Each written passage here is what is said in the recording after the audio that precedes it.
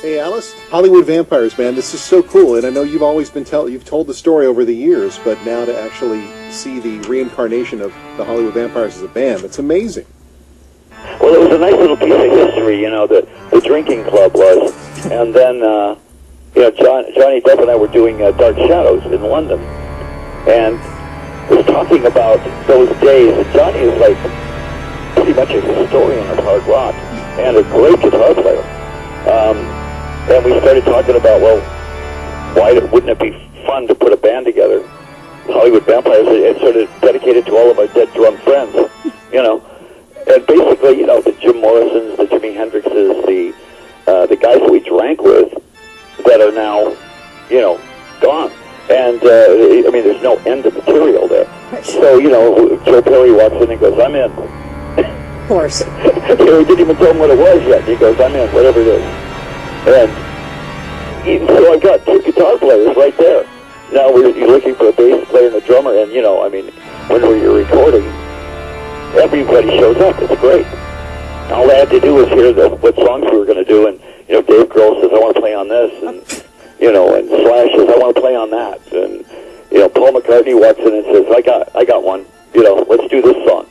So, it was just, every single day was like fun in the studio. Is it like Fight Club? Are you allowed to say who was a lightweight back then, or did you just keep that? Oh, yeah, I was. You were? I drank as much, if not more than anybody, but I was that Dean Martin kind of drinker. I could sip a drink all day and be totally lucid, never slur a word, never stumble. So it looked like I was in control. But I had started drinking that morning at 7 in the morning, Whereas these guys would let go at about 10 o'clock at night, and you'd be carrying Keith Moon out to the car, or you just drive the car into the bar, Or that. That happened here. You know that, right? Of course you do. Oh, I'm telling you, Keith he was the court jester. And every single night we would sit there, Harry Nilsson and Bernie Taupin and Mickey Dolenz and myself, and if John was in town, Lennon was in town, he'd be down there. Any of these guys. And we would sit there and go, what do you think he's going to wear tonight? One night he'd come in and he's in a full Queen of England. Full out drag, Queen of England. The next night, he'd be like Adolf Hitler. But I'm not talking about kind of. I'm talking about full out. Anyway. Oh, my God. Yeah. Wow. I went home one night, and I opened the door, and there he's standing there, and he's dressed like a French maid. Oh, my God. And he's going, I have dusted the house, Monsieur Cooper, and and I had to keep reminding myself, this is the greatest drummer in rock and roll. Wow. Man, sounds like he was sometimes bored or just into costuming. He was, in all honesty, I could name you, like 5 or 6 things that I have done in my life that were newsworthy. That would be a Tuesday for him. I like the genre of the supergroup because it emerges from all of this chemistry that isn't ordinarily distributed that way. And it's turned into some amazing jams. And now you and Johnny meeting on Dark Shadows and then on the stage at the Orpheum. My girlfriend, Bougie, was there. She says, Johnny has a vibe. Yeah, Bougie works for us, Right, I do. Bougie is on tour with us. I know, she won't let me forget that, ever. Yeah, and she's, when he walks in, he's a guitar player. Of course he's an actor. He says, that's my day job. Huh, I'm an actor, that's my day job. He says, Hollywood Vampires is what I actually do, And we knew him as a guitar player we knew him when he first came to L.A. with his band. And I kind of always knew he was a good guitar player. So when he got up on stage with us, he knew every one of my songs. And people would yell, this is a bar, in London. And we're just a bar band that night. And somebody would yell out Brown Sugar. Dun, dun, wow. dun, dun. He knew every single song. So it wasn't hard to, if I was going to pick a guitar player, he would be in line. He'd be one of the guys. And then you've added Dave Grohl, who's like oxygen these days. He has to be added into everything, and he makes them. We needed drums on. I always think of Dave Grohl as a drummer. when I first saw Nirvana, the very first thing I said was, "Who's that drummer? That drummer's amazing." Yeah.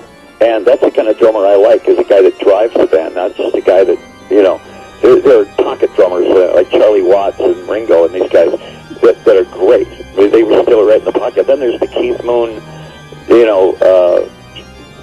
Dave Grohl type of drummers that drive the band. And so when, you say, hey, I want to play on this and I want to play on that, yeah, absolutely. Of course you're playing drums, Right. When McCartney walks in a room, what is it like, especially in a recording studio, even for you guys with so much success combined, but it's still Sir Paul? Well, we've known Paul for 35 years. It's socially, I've been to his concerts. He's actually said he's been to a couple of mine. And I see him you see him a lot.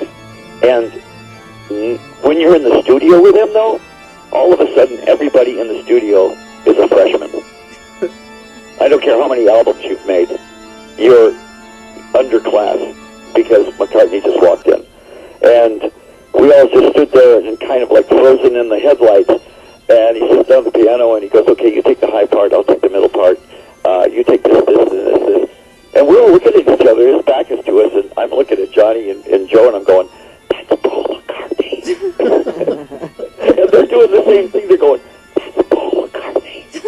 Because of course you're in awe in the studio with him, But he's just a guy in a band. To him, I'm the piano player. Yeah. He says, I'll play bass. You want me to play bass? And of course everybody looks at each other and goes, yeah. Everything. So you guys had a son. Everything. In fact, you could play guitar and sing and do everything. Didn't you have a son? And he's truly one of those guys that just loves music. And he would walk in and just love to play rock and roll. And that's how we see him. He's after you get past the shock of him being in the studio, you realize that this guy, come on, he's the best. You guys had a sign, didn't you, back in the day, above the rainbow there? You had a sign that said Hollywood Vampires on it. Whatever happened to the sign? It's still there. If you go to the rainbow and there's the stairs, the loft of the vampires, the sign is still there. Wow. And it says, be careful walking up these stairs, of course, because it's the lair of the vampires.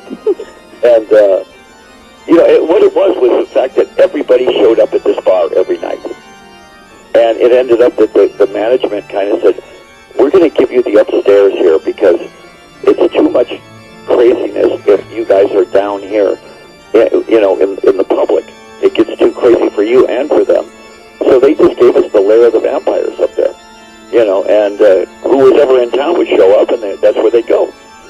Hey, Alice, was Mickey Dolenz out to prove himself since he was a Monkee and maybe he thought that they were, not taking it seriously? Or because I know he was a great musician, but...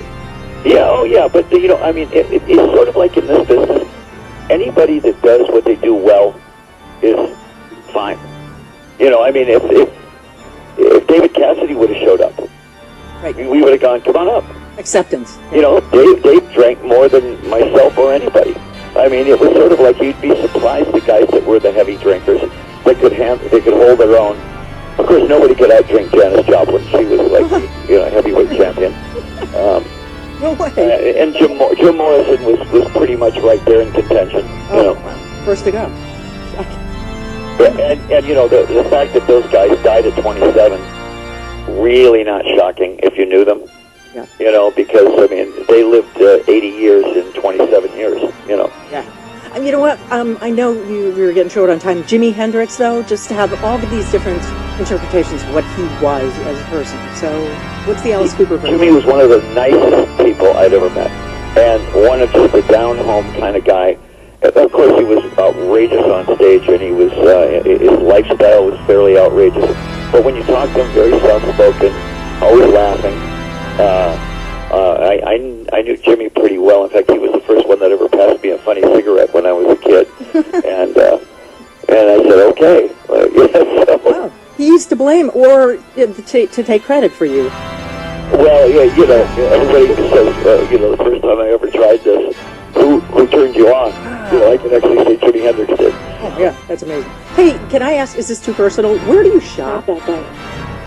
What do you We get? shop well. You've got a Barbados downtown now. Oh, that's right. AC Couture Detroit. at John Barbados. Barbados that's my guy right there, and he's a Detroit guy. Yeah, cool. He's from Thanks. Detroit, so I mean, he's sort of the guy. He's the clothier for most of the rock stars out there. Just his stuff is totally rock and roll. Excellent tip. Thank you, Alice Cooper.